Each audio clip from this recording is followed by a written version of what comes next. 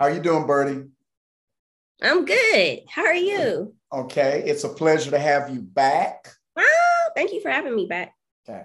I was excited when you told me that you had just come back from, and if I have the wrong terminology, correct me, doing a conference. Mm-hmm. Tell me Mm-hmm. about it. Uh-huh. I presented at the National Head Start conference for parents and family engagement. And my topic was around wellness for parents. Yeah, so that was super fun. It was in Florida. And yeah, I was just honored to be there, being a Head Start or a former Head Start parent myself. And now an early Head Start grandparent and Head Start, oh my God, grandparent, just being able to go and be a part of that, that just being in the presence of other parents and knowing that I was a parent and a grandparent too was just like phenomenal. It was just like, I was over the moon, really, being with them. So yeah, it was kind of like full circle. Yeah. Mm-hmm. What was the best thing you felt you shared with those parents? I know Mm, you shared a lot of good things. I saw mm. the presentation, but if you just had to pick one and say, this is what I felt, or I made a connection more so with this topic, what would that be? Gee, it was a lot. It's hard for me to like hone in on one thing. Um, I would say just being able to share my story, my struggles and how I overcame those struggles with the parents and staff. That part. But it was so multi-layered. It's really hard to, hone in on one piece that was just like, but again, just being in their presence was phenomenal, fantastic for me, you know. That's Mhm. great. Congratulations. Can Thank you you. remember a question that was asked that stood out to you? Hmm. Not so can I oh, so it's not so much a question. It was something that a comment that Okay. I took with me.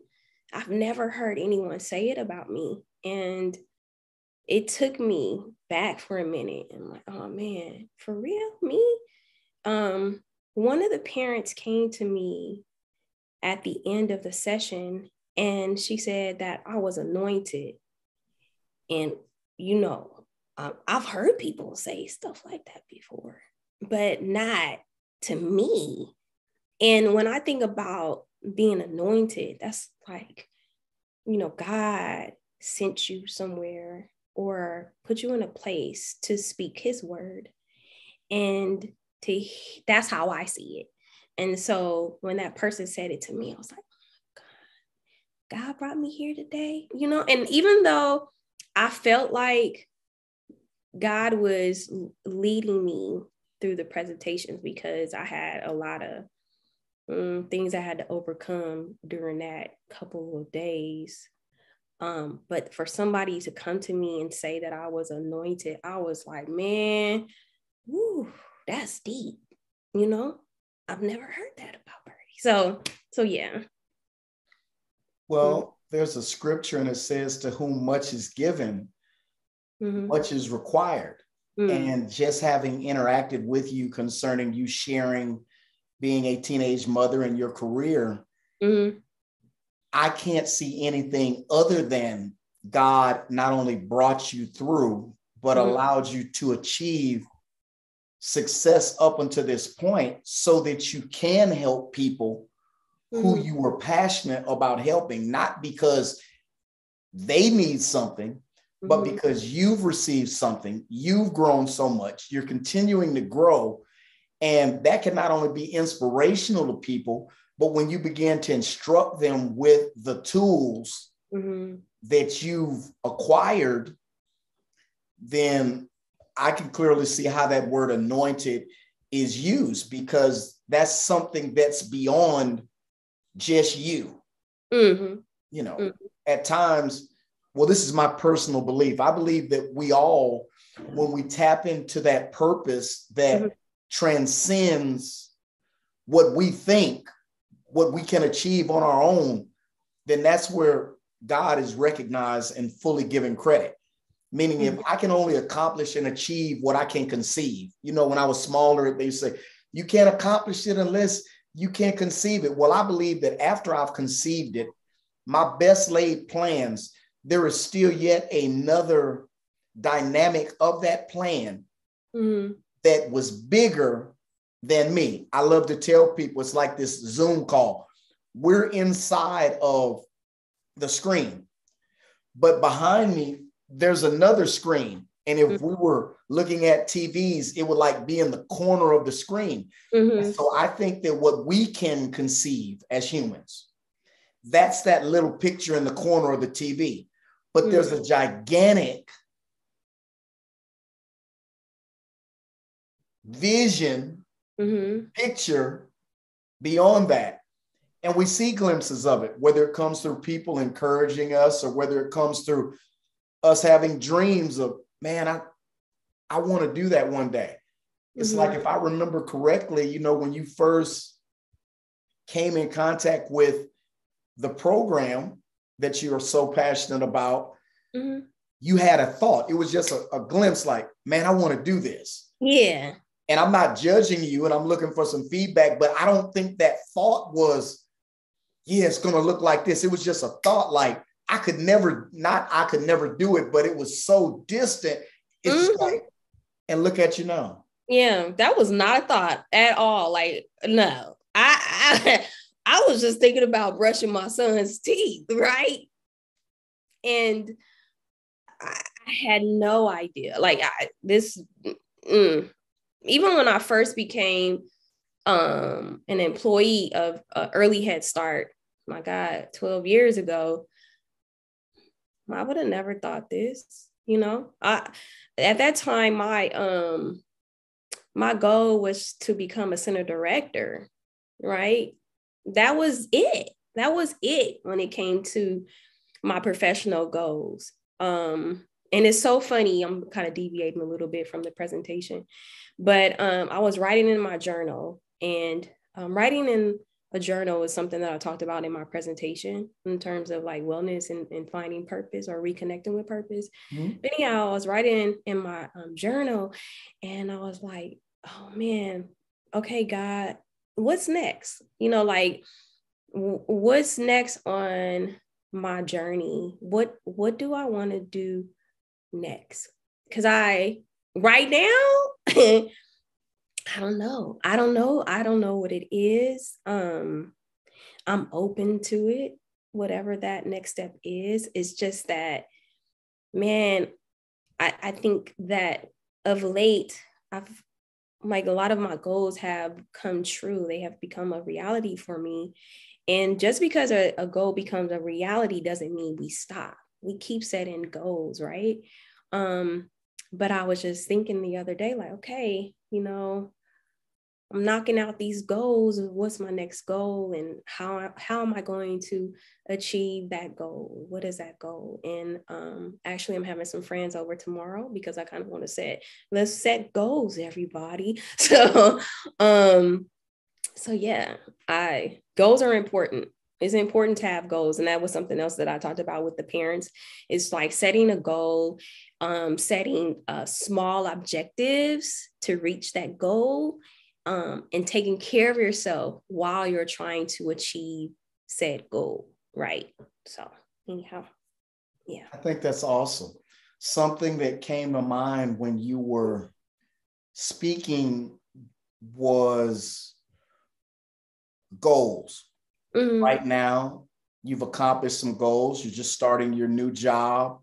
And so in that vein of thinking, I set some goals for myself last week. And thus far this week, I'm moving in a good direction. But share what you perceive to be or you're experiencing as far as a difficulty achieving a goal and a goal you achieved, and this is how you did it. And I'll do the same. Okay. I can say, okay. So there's a goal that I've had, my God, maybe 4 or 5 years. That goal was to, or is, I shouldn't say was, that goal is to offer wellness sessions for educators for free. Just offer a space for us to come together and strategize together, right? As a collective, but as an individual, and to create a space where we can support each other to achieve said goals, right? When I first started off with this idea, it was pre-pandemic. So Zoom was not even on my radar. I was like, okay, I'm gonna do this, and I'm gonna reach out to a local library and see if I can pay for space to offer these free sessions for early childhood educators. I just want to put early childhood educators. Mm-hmm. And anyhow, it didn't work out. I wasn't successful with the library. And then I tried to work with my job to offer these wellness sessions to educators. So they were like, it's a good idea, but it just never became of anything, right? So anyhow, Corona hit. We were set in the pandemic, and I had a lot of time again to strategize, write out plans, and all these sort of things, send out surveys, because then data, what does the data say? Like, anyway, that's a Head Start thing. So I was like, okay, so I have this information. I have feedback from educators. They want to have wellness sessions on Wednesdays in the evenings, right? So I had really went deep with it, and I was ready to go. I had Zoom, the time, everything was set. And then I had something happen personally that set me back. And it's funny, I was just talking about this morning in my journal again, that, okay, Bird, you know, this goal is like gnawing at you. It's like, it'll pop up, hi, I'm back, you know, you fell asleep, but I'm still here. This goal of offering these free sessions for teachers is still here. So what are you going to do about it? Literally, this is what I wrote in my journal this morning.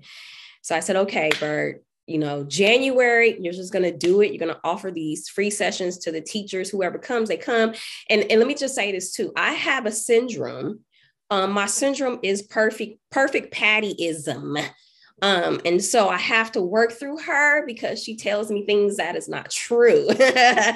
But anyhow, I just have to do it. I have to do it to see what will come of it, you know, because at the end of the day, ultimately, I just want to help teachers learn how to fill their own cups, so that when they are with our children, our most vulnerable children, that they are able to pour into them. That is the goal at the end of the day, is providing quality, real quality, not that fake stuff they be talking about, but real quality to our children. And I feel like the only way that we're going to be able to serve children is if we are full ourselves. And I find too many times we have a lot of teachers working in the field that's just like burning on nothingness. And it don't work. That don't work. So yeah, so that's a goal that I haven't achieved yet, and I need to get with it. A goal that I have achieved. So recently, maybe a year ago, and I set goals last year. So I was looking at them again. I was analyzing where I was not too long ago, maybe last week. Anyhow, when I write goals at the beginning of the year, I get a large flip chart and I write them on the wall, and I take pictures of them so I can capture what I was thinking around that time. Anyway, one of the goals that I had was to become an instructor for college, any college. I didn't even care. I wanted to teach. I want to give back. I want to give back to the early educators. So anyhow, wrote that up. And then maybe sometime in, September, I just started applying to different colleges, all kind, way in LA, you know, knowing good and well, I don't live in LA, but I was like, well, maybe I might can, you know, teach online. So just sending out my resume, changing resume, cover letters, all of that good stuff. And finally, now, like you said, I have a new job. So I'm going to start in a couple of weeks teaching to early childhood educators. And I'm so excited about that because I believe in giving back to the field. right? Because I had people who poured into me as an educator. So I could tell you their names, off top. But I won't say it, because I don't have permission from them. But anyway, but I have some folks that have loved on me. One that was at the conference a couple of weeks ago. And I just want to be able to give that love back. So anyhow. Awesome. For me, developing my business as far as consulting beyond what I thought. When I first started the business, my focus was on rehabilitation and reentry. And so in my mind, it was helping to equip people who had criminal justice involvement with reintegrating back into society, but at the same time, going behind the bars into the jails, dealing with courts to help equip people. This is not the best decision. Your best decisions have you at this point.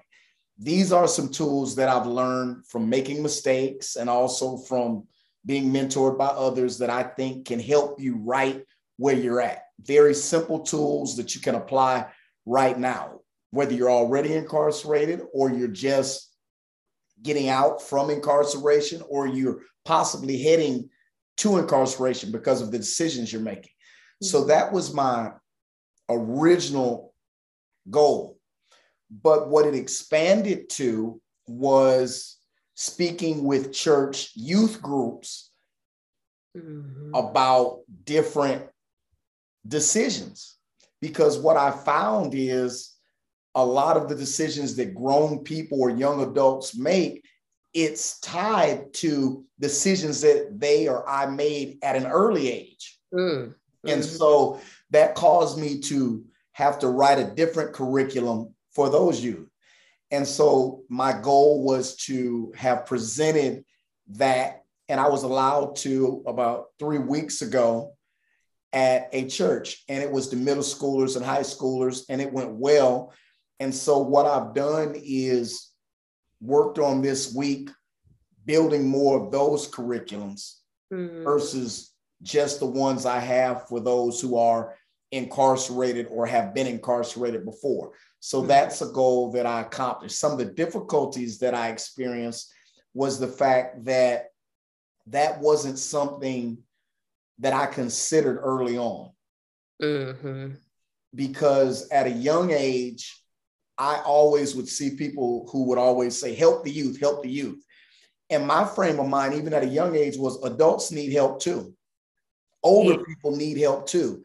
And just in my opinion, a lot of people focus on young people. And I felt like, well, since everybody predominantly is focusing on young people, I want to speak to the 30, 40, 50, 60, 70-year-olds because life is not over.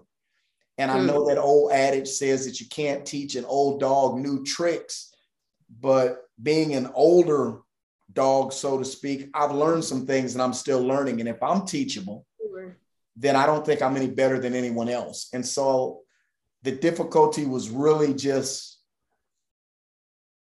moving from just wanting to deal with older people to younger people. But that transition is one that I've enjoyed. And it's taught me some different things. Another goal that I'm working on is concerning my YouTube channel, doing a little bit more personal sharing. Just the journey. Oh, that brings a smile.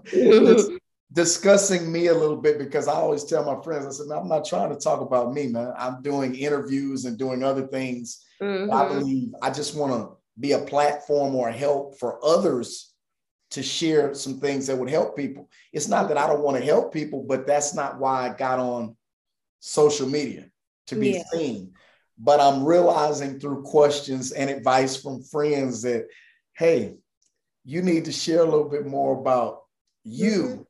And so I don't really know what that's going to look like, but I know at the beginning of the year, I'm going to do that a little bit more on my channel, because I'm looking around and I'm like, people sharing all kind of stuff, on YouTube, and I'm like, man, I'm trying to do something positive.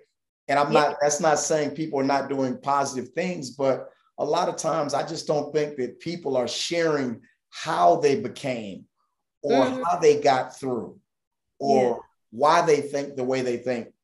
And I don't know who'd be interested, but that's a goal of mine that I'm working towards through just meditating on me.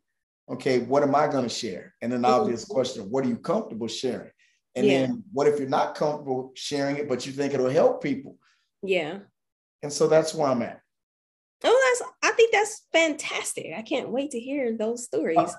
And I say that because not to be in your business or anything like that, though it is a little bit of your business, but I think that as humans, we just learn by our stories, and there's so much power in our stories, right? I think, like you said, far too often there's like this ta-da, but like, how did you get to ta-da? Like, where did you mess up? And then how did you overcome the mess up? And it's okay. It's okay to mess up, right? See, going back to Perfect Patty, anyway.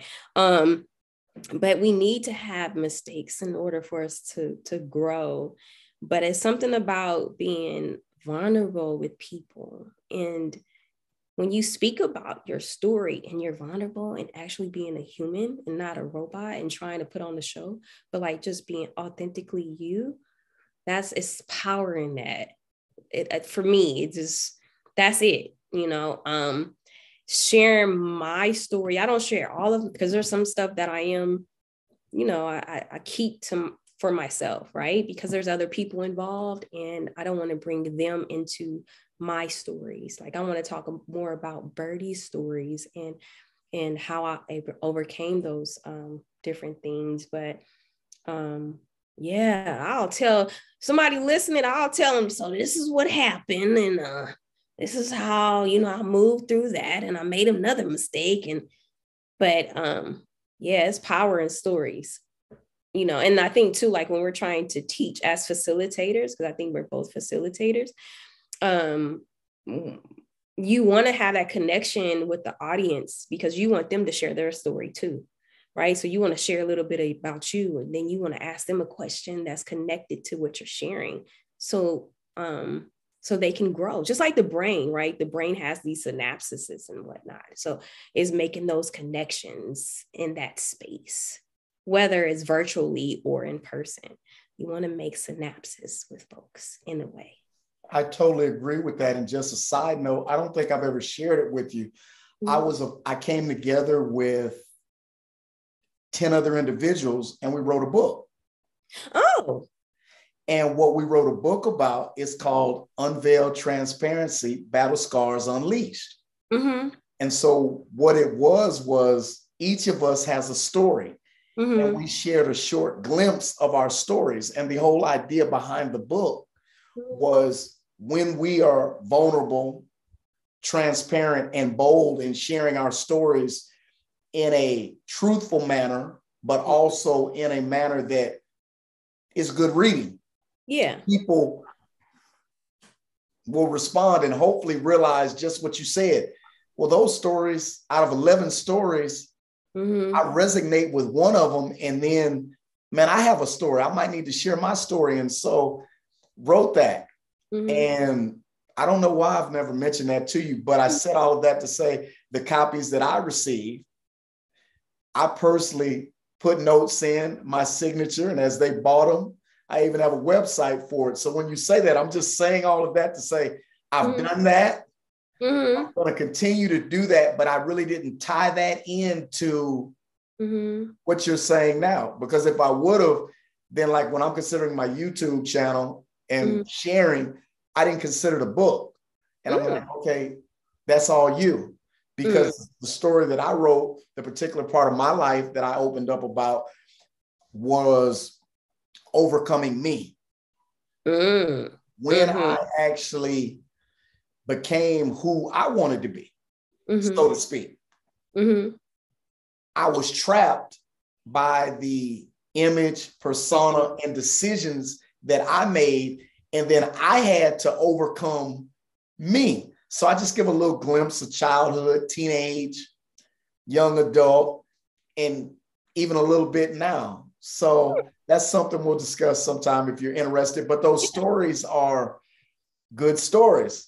And for anybody watching, I might just put the link to my website if you want to order the book on this. And so I had thought about that. Like, I'm not really a salesman, meaning what I believe in, I promote, whether it's a cause, whether it's an individual, whether it's God. Yeah. But I don't do it like Barnum and Bailey, like, oh, I got to put on, I got to do this, I got to do that. And somewhat I'm learning, even in the midst of this interview and conversation, that at times what I might perceive as you're trying to do too much. It's not about you. I think that robs me somewhat of sometimes just telling people about you helps them. And so that's just a realization that I realize even as we're talking now. So it's something that I'll consider. Yeah, totally. Okay. Well, I know that your time is limited. So do you have any questions for me or any last comments before we go? I saw a smirk, so I know there was some thought. It flicked by like lightning. I don't know if you're going to share it, but I was I was actually thinking, okay, I'm gonna have to read the chapter in the book where you talk about your life. Okay. That's what I was thinking. Okay. But you're gonna put the link on this. I'm gonna put the link on there. Yeah. Okay. Okay. Yeah. Well, thank you. I appreciate it. Hopefully I'll come back again and then we'll talk a little bit more about early educators because that's my thing. I'm an early educator. I'll talk you to death when it comes, because we need a platform, okay? All the work that we do. So anyhow, thank you. I appreciate you. Welcome. Anything that I can do to help, let me know. I remember it was like a year and a half ago because I thought that educators were doing an excellent job. And I put together like a 9-minute just thank you to teachers. Because what I realized was, I sent that to you, was I just want to say thank you, because in the midst of teachers deciding, is it going to be in person? Is it going to be on Zoom? Dealing with parents, dealing with some teachers who were not as literate as others, dealing with technology. And so I just want to let them know, I appreciate all of you. So I'll make sure to get that to you, but I appreciate your time and you have a wonderful evening. Thank you. You too.